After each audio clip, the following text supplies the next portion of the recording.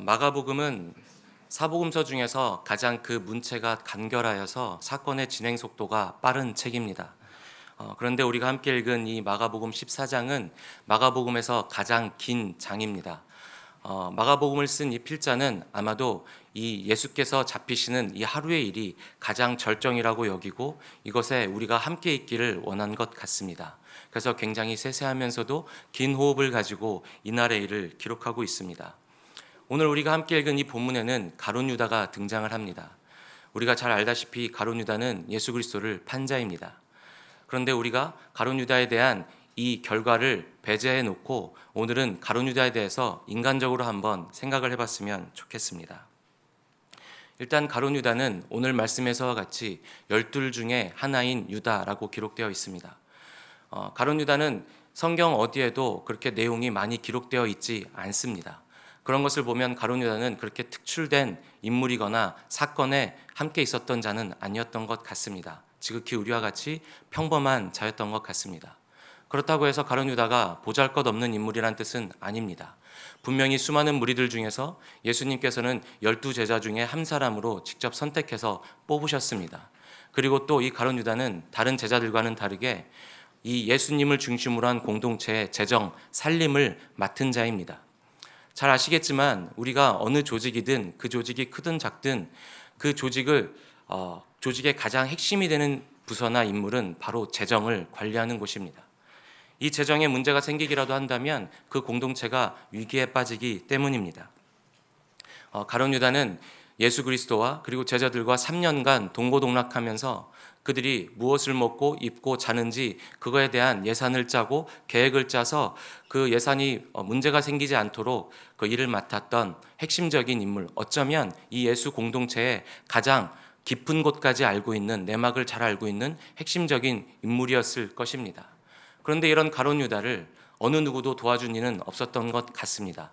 제자들의 면면을 보면 대부분의 어부 출신이라 무식했고 예수님이 가장 사랑하셨다는 야고보와 요한은 우레의 아들이라는 별명이 있을 정도로 욱하는 기질이 있었습니다. 또 야고보와 이 요한은 예수님이 영광의 자리에 앉으셨을 때 자신의 그 형제들을 한 사람은 오른편에 한 사람은 왼편에 앉혀달라고 청탁이나 하는 그런 것에 관심이 있던 자들이었습니다. 그리고 예수님께서도 무리를 이끌고 수많은 곳을 다니시다가 장정이 5,000명이나 되거나 혹은 4,000명이나 되는 그곳에서 아무 대책 없이 이들을 먹일 방법을 강구하라고 하시니 재정을 맡은 가룟 유다 입장에서는 하루하루가 빡빡하기도 하고 정말 긴장 상태이기도 하고 힘들었을 것 같습니다. 그런데 제가 이번 말씀을 준비하면서 정말 놀랐던 것은 성경에 어디에도 예수님께서 가룟 유다를 위로하시거나 격려하시거나 칭찬하는 장면이 한 장면도 없습니다. 이렇게 고생을 하는 공동체를 위해서 애쓰고 있는 가룟 유다임에도 불구하고 예수님께서 수고하고 있다라는 말 한마디조차 하신 장면이 없습니다. 오히려 아니면 베드로처럼 예수님께서 혼내시기라도 하는 장면이라도 있었으면 좋았을 법한데 그런 장면도 없고 가룟 유다와 1대1로 독대해서 대화하는 장면조차도 없습니다. 만약에 이 성경에 기록된 내용이 전부라고 한다면 제가 가룟 유다였다면 너무나 서운하고 억울할 것 같습니다. 정말 이 공동체를 위해서 3년간 이렇게 애를 썼는데 저들은 먹고 잘 줄만 알지 어떻게 돈이 굴러가는지 어떠한 상황 가운데서 우리가 지금 지내고 있는지를 알지 못하는데 나는 어떻게든지 그것을 맞춰내려고 전전긍긍하고 있는데 어떻게 예수님은 나에게 위로 한마디 하시지 않을까? 그런 생각이 들었을 때 서운하기도 하고 서럽기도 하고 억울할 것 같기도 합니다. 우리가 잘 아는 사건인 예수님께서 베다니의 나사로를 만나러 가는 사건을 보면 마태복음과 마가복음과 요한복음에 기록되어 있습니다. 그런데 유독 요한복음 12장 6절에는 이렇게 기록이 되어 있습니다. 도둑이라 돈괴를 맞고 거기 넣는 것을 훔쳐갑니다. 지금 가룟 유다를 도둑이라고 표현하고 있습니다. 어렸을 때에는 가룟 유다는 도둑이구나 이렇게 생각을 했지만 제가 성인이 되고 나서 이 본문을 계속 묵상하다 보면 다른 생각도 드는 것입니다. 그런데 불현듯 제가 잊고 살았던 어렸을 때의 기억이 정말 떠올랐습니다. 아르바이트 해보셨습니까? 아르바이트 많이 해보셨나요? 저는 아르바이트를 참 많이 했습니다. 어렸을 때부터 아르바이트를 많이 했는데 20살 때 일이 기억이 났습니다. 땡땡 민속주점이라는 곳에서 아르바이트를 했습니다. 민속주점은 잘 아시겠지만 막걸리와 동동주를 파는 술집입니다. 그 민속주점은 오후 4시에 오픈을 해서 새벽 2시에 마감을 합니다. 사장님이 오후 4시에 와서 문을 열어주시고 항상 놀러 나가셨습니다. 그래서 그 홀에는 테이블이 8개가 있었고요. 룸이 2개가 있었는데 각 룸마다 테이블이 2개씩 있었으니까 총 1번부터 12번까지 그 부르는 것도 있습니다. 1번, 2번, 3번 이렇게 하면서 헷갈리지 않게 그 12개의 테이블을 저 혼자서 다 봤습니다. 그리고 주방에는 그 음식 만드시는 주방 아주머니 한 분이 계셨죠. 그러니까 2명이서 그 가게를 하루 종일 운영을 하는 것입니다. 저 혼자서 손님 맞이하고 세팅하고 그 서빙하고 또 계산하고 치우고 혼자 다 하는 것이죠. 그러면서 시급은 2,000원이었습니다. 그때 당시가 98년도, 99년도 이때였으니까 시급 2,000원이라서 한 달에 50만 원 받았습니다. 근데 그 아르바이트를 구할 때마다 대학생이었으니까 사장님들이 항상 첫 번째 질문이 너 얼마나 일할 거야? 한 달도 안 버틸 거지? 2달 있다가 복학할 거지? 이렇게 말씀하시는데 저는 은근 그것이 자존심이 상하는 겁니다. 나를 지금 다른 사람들과 똑같이 취급하나 싶어서 저는 무조건 3개월 이상 하고 6개월 이상 합니다. 그래서 저는 항상 그 약속을 지켰습니다. 그래서 아무리 못해도 6개월 이상은 아르바이트를 꼭 했습니다.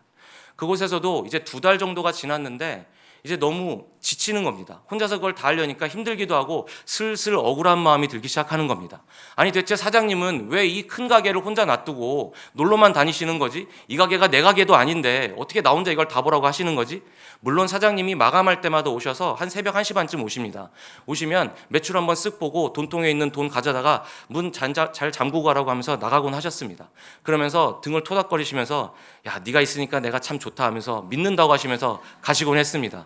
말을 할 게 아니라 돈을 줘야 되는 건데 말만 그렇게 하고 가시니까 그 순간만 기쁘지만 내심 힘들기만 하고 짜증이 밀려오는 겁니다. 2달 정도가 지났을 때 이래서는 도저히 안 되겠다. 이러다가는 난 사장님과 대판하겠다 싶어서 어떤 묘수가 하나가 떠오른 겁니다. 그것은 그래 어차피 사장님이 이 가게를 나한테 믿는다고 하고 맡기셨으니까 내 급여가 일하는 거에 비해서 너무 작아. 50만 원은 너무 작은 것 같아. 60만 원은 받아야 될 것 같아. 생각을 해서 내가 그 10만 원을 더 챙기자 이런 생각을 했습니다.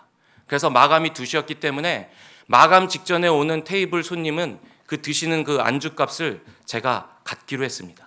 저는 합리적이라 생각을 했고 그리고 이것은 합당하다고 생각을 했습니다. 그것이 잘못인 줄은 꿈에도 생각을 못했습니다. 그런 생각으로 하루를 보내고 있을 때 어느 날 제 이 욕심의 잔에 돌이 하나 큰 게 던져진 사건이 있었습니다. 그래서 그 잔이 흘러 넘쳤습니다.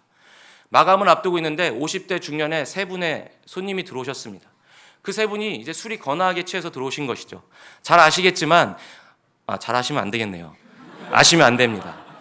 민속주점은 1, 2차 손님이 오시는 게 아니라 3차, 4차의 손님이 오십니다. 이미 술이 많이 취하신 분들이 마무리하려고 술을 좋아하시는 분들이 오시는 곳인데 그곳에 오셔서 이미 술이 취해서 오셨는데 알탕을 시키는 겁니다. 제가 웬만한 안주는 다 만들거든요. 근데 그때도 그 주방 아주머니가 전화 받으러 나가갖고 안 계셔서 제가 파전이나 두부김치 나갈 수 있는데 알탕을 나갈 수가 없는 상황이었는데 민속주점에서 알탕을 시키는 분은 거의 없습니다. 근데 알탕을 굳이 드시겠다고 시켜서 알탕을 어떻게든 이게 재료를 넣어서 끓여서 팔팔 끓는 걸 이제 뚝배기 있는 걸 집게를 집어서 이렇게 나갔습니다. 나갔는데 알탕이 왜 이렇게 늦게 나오냐며 갑자기 그 뜨거운 걸 들어서 저한테 집어 던진 겁니다. 그래서 제 다리에 맞아갖고 바지가 다 젖었습니다. 근데 젖은 건 둘째치고 피멍이 심하게 들어갔고 정말 너무나 아팠습니다. 그래서 제가 그때 한참 운동도 같이 할 때였거든요. 혈기가 왕성할 때였죠. 그걸 맞고 나자 이제 멘탈이 나간 겁니다. 그 사람을 너무나 때리고 싶었습니다. 정말 죽도록 때리고 싶었습니다. 순간 이걸 어떡하나 부들부들 떨고 있는데 그 순간에 어떤 생각이 든지 아십니까? 오늘 2만 원 벌어야 되는데 60만 원 채워야 되는데 월말이 다가오는데 60만 원 채워야 되는데 이 생각으로 이 사람을 때려야 되는지 아니면은 돈을 위해 참아야 될지 계속해서 갈등하다가 참았습니다. 한푼이 아쉬웠거든요. 새벽 2시가 되고 이제 마감 시간이라고 손님께 말씀드리고 그 손님들은 술에 완전히 떡이 되어서 이렇게 나가는데 제가 이제 같이 따라 나가서 가게 문을 잠가야 되니까 같이 따라 나갔습니다. 근데 이 손님이 휘청대면서 택시를 잡는다고 주머니에서 이렇게 손을 뒤지다가 주머니에서 5천 원짜리를 하나 떨어뜨리는 겁니다. 저는 그거 발로 밟았습니다. 그리고 발을 떼지 않았습니다. 그 손님 택시 타고 가실 때까지 인사 정중하게 잘했습니다. 그 다음부터 저는 버스 정거장으로 2정거장 되는 집까지 걸어 다녔습니다. 왜 걸어간지 아십니까? 그렇게 술 취한 분들이 떨어뜨린 돈이 있을 것 같아서. 근데 진짜로 길거리에 돈이 떨어져 있습니다. 500원, 100원짜리는 진짜 많습니다. 500원, 1000원, 어떤 날은 제가 10,000원짜리도 주운 적이 있습니다. 그 10,000원짜리 주운 날을 제가 또렷이 기억하는데, 10,000원짜리가 떨어져 있는 걸 보고 제가 너무 깜짝 놀라서, 그때 당시에 나이 드신 분들은 아시겠지만 이경규의 양심냉장고가 유행한 후입니다. 그래서 이거 어디서 방송에서 나를 찍나, 시민의 이 양심을 보나 싶어가지고 대뜸 못 줍고 한참 두리번거리다가 주운 기억이 있습니다. 그날 이후부터 저는 퇴근 시간이 얼마나 즐겁든지요. 제 그 투명한 다이어리에는 차곡차곡 주운 돈이 쌓여가는 재미로, 그 재미로 버텼습니다. 지금 제 얘기를 들으신 성도님 여러분, 제가 괴물 같아 보이십니까? 악인같이 보이십니까? 아니면 아이고 그래, 그 젊었을 때 애썼네, 용하다, 이런 생각이 드십니까? 가룟 유다하고 다를 게 뭐가 있지요? 가룟 유다가 예수 그리스도를 팔았던 것, 그것만 떼어놓고 보면 가룟 유다는 3년간 예수 그리스도의 그 공동체를 3년간 동고동락하면서 굳은 일을 마다하지 않고 다 했던 자입니다. 그 살림살이를 다 도맡아 했던 자입니다. 이들은 먹을 줄이나 알지, 잘 줄만 알지, 예수님 옆에서 비위나 맞출 줄 알지, 청탁이나 할 줄 알지, 도무지 이 공동체가 어떻게 굴러가는지 관심도 없는 자들인데, 오직 가룟 유다만 어느 누가 후원해 주는 사람도 없고 항상 재정이 쪼들리는 상황에서 또 예수님이 한 곳에만 계십니까? 베다니로 가셨다가 가버나움도 가셨다가 악한 감정에 팽배해 있는 사마리아도 가셨다가 두로와 시돈도 가셨다가 저 높은 헬문산도 올라갔다 내려오셨다가 이곳저곳 종횡무진 다니시는데, 그때마다 가룟 유다는 노심초사 돈가방을 들고 돈꾀를 들고 이것을 지켜내야 됐고 운영해야 했던 자입니다. 어느 누구 하나 도와주는 자 없고 예수님께서는 위로 한마디 없으셨습니다. 그런 가룟 유다에게 서운함이 없었겠습니까? 자그마치 3년입니다. 저나 가룟 유다가 아직도 괴물같이 보이십니까? 악인같이 보이십니까? 저는 가룟 유다 입장에 섰을 때 너무나 서운했습니다. 예수님께 너무나 서운한 마음이 들었습니다. 우리가 잘 알고 있는 한 사건이 있습니다. 바로 나사로를 만나러 가신 베다니 사건입니다. 잘 아시겠지만 그 베다니에 가셨을 때, 베다니는 요단강에 바로 가까이 있는 동네입니다. 가장 가난하고 가난한 동네 중에 하나입니다. 그 베다니에 가셨는데 마리아가 나와서 나드 향유를 깨서 예수님의 머리와 발에 부었습니다. 그리고 머리카락으로 그 머리와 발을 씻겼습니다. 사실 이거는 정말 말이 안 되는 사건입니다. 그 여자는 제정신이 아닌 것이죠. 베다니는 그때 당시에 나라에서 그 나병 환자들을 모아놓는 수용소가 수용소라고 표현하기 좀 그런데 그런 곳이 요양소, 보호소가 있었던 곳이고, 거린들이 많았고 노숙인들이 많았던 정말 가난한 지역이었습니다. 그런데 그 지역에 살고 있는 마리아 가족입니다. 나드 향유는 그때 당시에 황제만 쓰던 것이었습니다. 혹은 황제가 분봉왕 때 하사해서 최고급 관리들, 귀족들만 쓰던 것이었습니다. 그때 당시에 일반적인 노동자의 품삯이 하루 일당이 1데나리온이라고 했으니까 이 나드 향유의 가격이 300데나리온이라고 합니다. 지금으로 가치로 따지면 3천만 원 이상 정도는 좋게 되는 것입니다. 굉장히 고가의 물건인 것이죠. 이 나드 향유는 휘발성이 너무 강해서 옥합이라고 기록되어 있지만 사실은 두꺼운 대리석 같은 것입니다. 이 두꺼운 대리석으로 소량으로 이렇게 밀봉되어 있습니다. 뚜껑이 없습니다. 그래서 이것을 쓰려면 무조건 바닥에 던져서 깨야만 했습니다. 그래서 이것을 깨서 그때 당시에는 옆으로 누워서 식사를 하셨으니까 옆으로 누워 계신 예수님의 느닷없이 머리와 발에 확 부어버린 것이죠. 그렇게 가난한 동네에 사는 가난한 집의 여인이 3천만 원이 넘는 가격이 되는 그걸 어떻게 구했는지는 모르겠지만 그것을 구해서 갑자기 느닷없이 깨서 예수님의 머리와 발에 붓는 것이 이게 말이 됩니까? 제정신입니까? 그러니 가룟 유다는 그걸 보고 대뜸 이렇게 말을 하는 것이죠. 지금 무슨 짓을 하는 것이냐? 차라리 이 고가의 물건 이렇게 할 것이었으면 팔아서 가난한 자들에게 도와주는 것이 나았을 것이다 라고 말하는 것이죠. 물론 가룟 유다의 마음에는 진심이 아니었을 것입니다. 그러나 항상 재정에 쪼들리고 압박을 받고 있던 가룟 유다 입장에서는 차라리 그 돈을 후원이라도 받았으면 숨통이라도 트였을 텐데 라는 생각이 들지 않았겠습니까? 그런데 참 예수님 야속하게도 이 순간에도 가룟 유다의 편을 들지 않으십니다. 가룟 유다의 편을 들지 않으십니다. 여인을 괴롭게 하지 말라. 지금 이 여인은 먼 훗날에 있을 내 장례를 미리 예비하는 것이다. 이게 뭔 말도 안 되는 소리입니까? 제가 이 장면을 저한테 대입해 봤습니다. 제가 이 교구를 담당하는 목사입니다. 신방을 다니겠죠. 저희 교회에 한 가정이 등록을 해서 등록 신방을 갔습니다. 제가 왕재천 담임 목사님을 모시고 그 집에 방문을 했습니다. 그런데 그 집이 공교롭게도 좀 형편이 어려웠습니다. 그런데 처음 뵙는 그 집사님이 갑자기 느닷없이 최고급의 3천만 원짜리 헤어 영양제 같은 거를 깨서 담임 목사님 머리와 발에 부었다고 한번 생각을 해보십시오. 이해가 되십니까? 저는 그 즉시 바로 이랬을 겁니다. 아니 지금 무슨 짓을 하시는 겁니까? 아니 예의도 없이 이게 뭐 하는 짓이에요? 우리 담임 목사님한테 이 비싼 거를 이렇게 하지 않겠습니까? 그런데 담임 목사님께서 권 목사 가만히 놔두십시오. 이 집사님은 지금 먼 미래에 나의 장례를 준비하시는 겁니다. 이러면 저는 넋이 나갈 겁니다. 이게 지금 무슨 말씀을 하시는 거지? 지금 내가 잘못한 건가?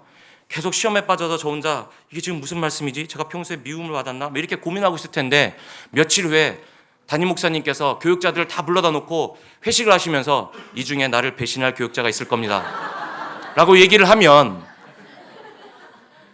제 마음이 어떻겠습니까? 아, 나구나. 내가 정말 신뢰를 못 받고 있구나. 나는 이곳을 나가야겠구나.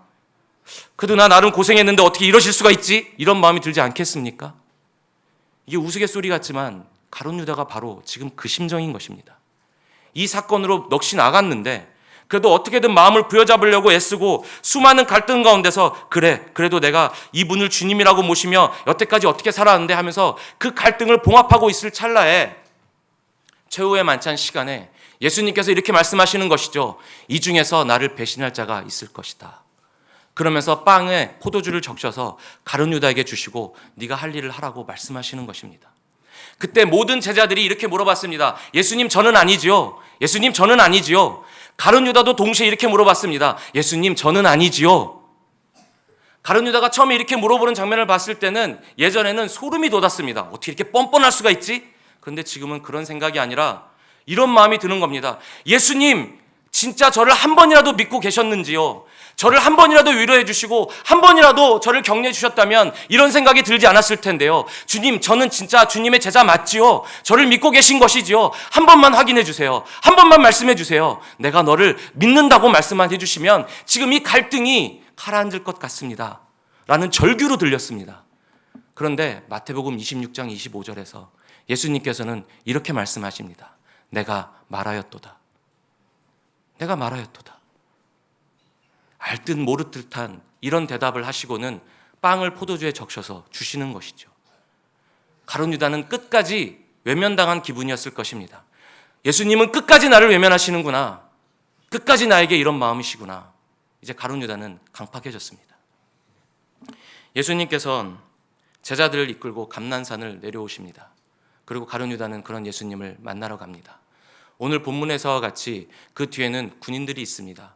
검과 몽치를 들었다고 기록되어 있는데 당시에는 성전 수비대들이 검과 몽치를 들었습니다.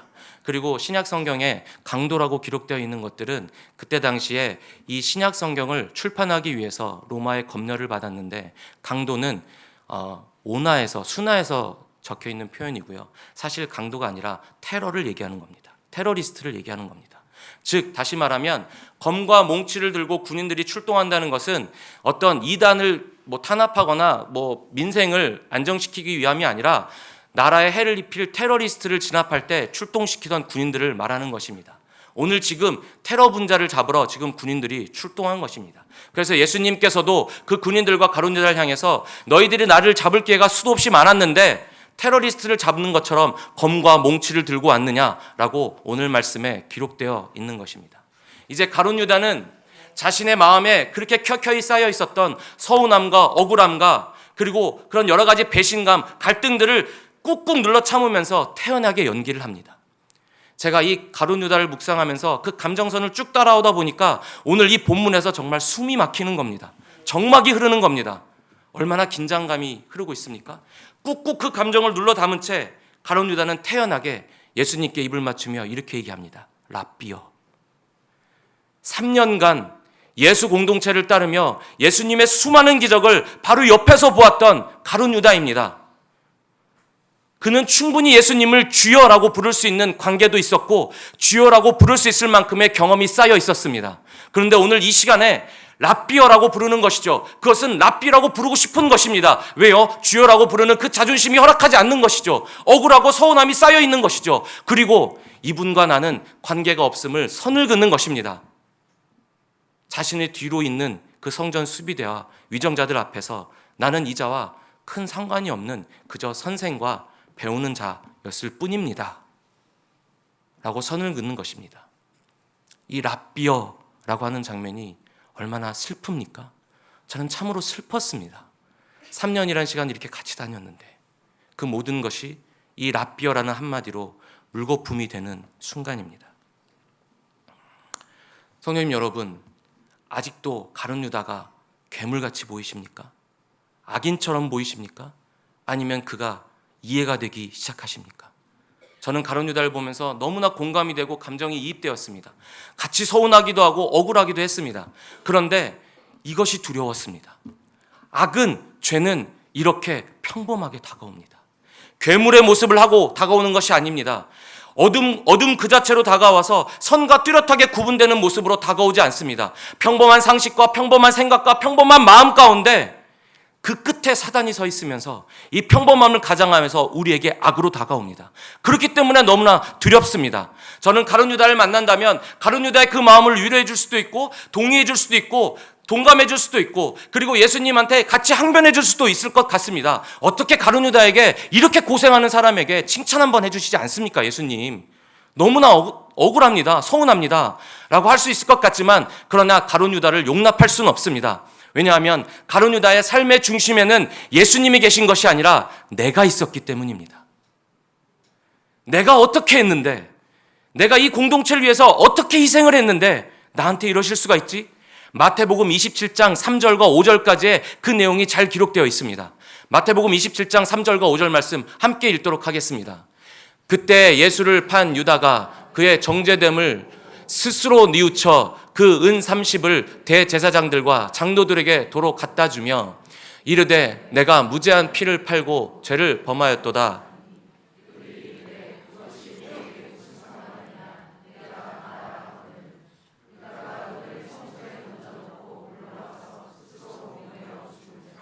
여기에서 중요한 것은 스스로 뉘우쳐 스스로 목매어 죽은지라입니다. 스스로 뉘우쳐 스스로 목맨 것입니다. 가룟 유다는 그런 사람이었습니다. 어느 정도 학식도 있고 양심도 있고 상식도 있었던 자였습니다. 그렇기에 재정을 관리하는 일을 맡았겠지요. 그런데 가룟 유다는 자신이 잘못한 것을 스스로 뉘우치고 스스로 심판하여 스스로 목을 메어 죽은 자입니다. 이 지극히 평범한 우리와도 비슷한 자가 자기 스스로를 심판하여 죽었습니다. 이것이 바로 죄 중에 가장 악질인 교만입니다. 자신의 모든 것들을 자신 중심으로 생각하고 자신이 스스로 심판하고 판단하여서 내 삶은 잘못되었어. 어떻게 내가 이럴 수가 있지? 나 같은 사람이 어떻게 이런 짓을 저지를 수가 있지? 이것은 내가 한 일이 아니야. 내가 무슨 문제가 있었던 거야. 나에게는 합당한 이유가 있어. 라고 생각하면서 자존심이 상하고 나는 어떻게 이런 모습으로 변할 수가 있었을까? 라면서 스스로 목매어 죽은 것입니다. 이것이 바로 큰 죄입니다. 악은 이렇게 다가옵니다. 어떤 큰 괴물과 같이 큰 사건과 같이 그래서 내 영과 혼과 육이 그 악을 만났을 때 센서가 부르르 떨리면서 울리듯이 그래서 구분해낼 수 있는 모습으로 다가오는 것이 아닙니다.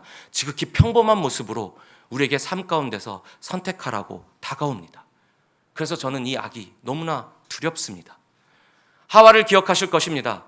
하와에게 다가왔던 그 뱀이 에덴 동산에서 있었던 그 여느 동물들과 다를 것이 무엇이 있습니까? 그저 그 뱀은 당연하게 다가왔고 평범한 모습으로 다가왔습니다. 그리고 하와한테 이렇게 말하는 것이죠. 네가 정말 사랑하는 하나님과 된다면은 네가 하나님처럼 눈이 밝아져서 지혜로워진다면은 더 하나님과 관계가 깊어질 수 있을 것이야. 그러니 이 맛있게 보이는 이 사과를 먹어. 어때? 사과인데.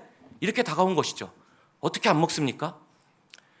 내가 3년간 이 제자들과 예수님을 위해서 어떻게 일을 했는데 어느 후원 하나 받은 것 없고 저들이 돈을 벌어오는 것도 아닌데 나는 이 돈을 지켜내려고 얼마나 애를 썼는데 어떻게 나한테 이러실 수가 있지? 라는 감정이 당연한 것 아닙니까? 이러한 평범한 생각과 평범한 마음을 틈타서 사단이 그 끝에서 웃고 있는 것입니다. 그래, 너의 그 생각이 맞아. 그것이 맞아. 평범한 너의 생각, 그거 특출난 거 아니야. 그렇게 해도 돼. 세상도 이렇게 종용하고 있지 않습니까? 어느 순간에선가 이제 세상에서 이타적인 직원은, 이타적인 사람은 필요 없게 되었습니다. 무능력한 사람이 되었습니다. 그저 자신을 중심으로 창의적인 생각을 해서 자신이 성공을 해서 주변을 먹여 살리는 자, 이런 사람이 진정한 성공이라고 얘기하고 있는 세상입니다. 우리는 나를 중심으로 두는 삶을 살아야 되는 자들이 아니라 예수 그리스도를 내 삶의 중심으로 두고 살아야 되는 자들인데, 세상에서는 그 반대를 얘기합니다. 그러니 우리가 이 평범한 삶 가운데서 제대로 살기가 쉽겠습니까? 한나 아렌트라는 유명한 작가가 쓴 예루살렘의 아이만이라는 책이 있습니다. 한때 되게 세계적으로 히트를 쳤던 책인데요. 저도 그 책을 보고 참 많은 감동을 받았습니다. 아이만은 아시겠지만 홀로코스트, 유대인들을 집단으로 학살하는 그때 집행하는 서류를 찍어내던 행정 직원이었습니다. 물론 나중에 밝혀진 것은 그것보다 더 악랄한 짓을 했음이 밝혀지긴 했지만 행정 직원이었습니다. 그는 그래서 전쟁이 끝나고 나서 남미에 숨어들었습니다. 그리고 아르헨티나에서 숨어있는 것을 발견되어서 예루살렘의 재판장에 세워졌습니다. 그가 잡혔다는 소식이 들렸을 때 전 세계에 있는 모든 사람들은 그는 분명히 괴물같이 생겼을 것이다, 우락부락하게 생겼을 것이다, 최소한 머리에 뿔 2개는 있을 것이다 라고 생각을 했습니다. 왜냐하면 수많은 사람을 그렇게 학살한 장본인이기 때문입니다. 그런데 그가 재판장에 섰을 때, 전 세계 TV로 생중계됐을 때 모든 사람들이 너무나 충격에 빠졌습니다. 왜냐하면 그의 모습은 너무나 젠틀했고 깔끔했고 평범한 이웃집 아저씨의 모습이었기 때문입니다. 그 주변의 이웃들의 평판은 언제나 늘 웃는 사람이었고 친절한 사람이었다고 합니다.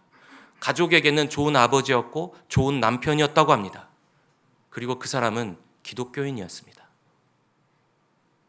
그런 사람이 그런 극악무도한 죄를 저지른 것입니다. 저나 가룟 유다나 하와나 이 아이히만이나 괴물입니까? 아닙니다. 이렇게 지극히 평범한 자들이 예수 그리스도를 십자가에 못 박아 죽인 것입니다. 말씀을 보면 예수님께서는 걷지 못하는 자, 앞을 보지 못하는 자, 중풍병 환자, 나병 환자, 그리고 가난한 자, 힘든 자 모두 다 말씀으로 살리시고 그들을 삶에서 구원해내셨습니다. 그런데 유독 구원받지 못한 자들이 있으니 그들은 바로 무리들입니다. 바로 저와 같이 평범한 사람들이 모인 그 무리들입니다. 그 무리들은 끝까지 예수님을 메시아로 받아들이지 못하고 그저 자신의 삶에서 있는 그 결핍을 얻어내고자, 해소하고자 예수님을 따르기만 했습니다. 그래서 그들은 그 결핍이 해소되지 않으니까, 혹은 그 해소되기 위해서 너의 삶을 전체를 바꾸라고 예수님이 말씀하시자 예수님을 끝내는 송사에서 십자가에 못 박아 죽으라고 외쳐댔습니다. 그것이 바로 평범한 자들이었습니다. 오히려 말씀에서는 끝에 있는 힘든 자들은 말씀으로 그 순간에 구원해내시고 고쳐내셨지만 우리와 같은 평범한 자들은 끝내 구원받지 못했습니다. 평범이 이렇게 무섭습니다. 저는 오늘의 말씀을 준비하면서 이렇게 나의 삶 중심에 내가 있는 이 평범한 삶이 얼마나 두려운지를 다시 한번 깨닫게 됐습니다. 예수님께서 그 험난한 십자가의 길을 가시려고 할 때 제자들이 확신에 찬 목소리를 이렇게 외칩니다. 주님, 우리도 함께 따라가겠습니다. 이랬을 때 예수님께서 뭐라고 말씀하셨지요? 너희가 나를 따르려느냐? 너희가 나를 따르려면 자신을 부인하고 자기 십자가를 지고 나를 따라야 할 것이다. 예수님은 확실하게 아신 것입니다. 그리고 확실하게 대답을 하신 것입니다.